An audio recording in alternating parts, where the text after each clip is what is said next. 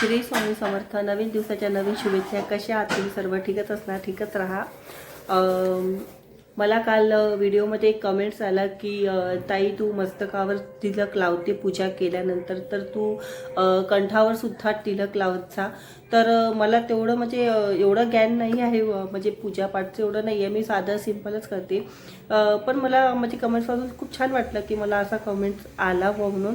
तर मी यूट्यूबवर वगैरे सर्च केलं की म्हणजे कंठावर टिळक लावल्याने काय होते. तर खूप खूप छान आहे आणि मेन म्हणजे मोक्षप्राप्तीसाठीच ते आहे. आणि म्हणजे मला तर म्हणजे ते वाचल्यानंतर खूप छान वाटलं की नाही, मला म्हणजे काहीतरी उद्देशून मला कोणतरी म्हणजे चांगलं काही सांगितलं आहे. तर मी नक्की त्या ताईंना थँक्यू म्हणणार. आणि नक्की मी नेहमी पूजा करताना कंठावर सुद्धा, माथ्यावर आणि कंठावर सुद्धा टिळक लावणार आहे.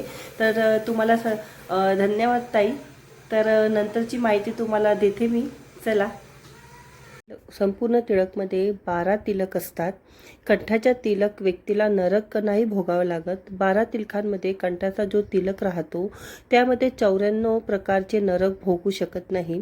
त्याला नरक यातना होत नाही. आणि मस्तकाचा तिळा श्री देते, वैभव देते, लक्ष्मी देते, संपदा देते, धन देते. आणि कंठाचा तिळा मोक्ष देतो, मुक्ती देतो, प्राप्ती देतो. व्यक्तीच्या जेव्हा मरतो तेव्हा त्याला गळ्याला चंदन लावतात, कारण त्याला मुक्ती मोक्ष मिळावा म्हणून.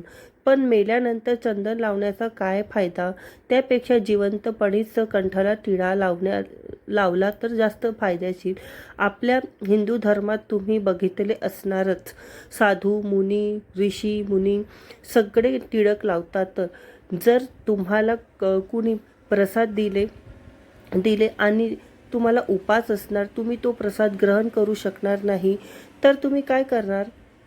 त्या प्रसादाला तुम्ही आपल्या कंठाला स्पर्श करा आणि स्पर्श करून घ्या, तर तो तुम्ही प्रसाद म्हणजे ग्रहण केल्यासारखाच होणार आणि प्रसादाचा अपमानसुद्धा होणार नाही.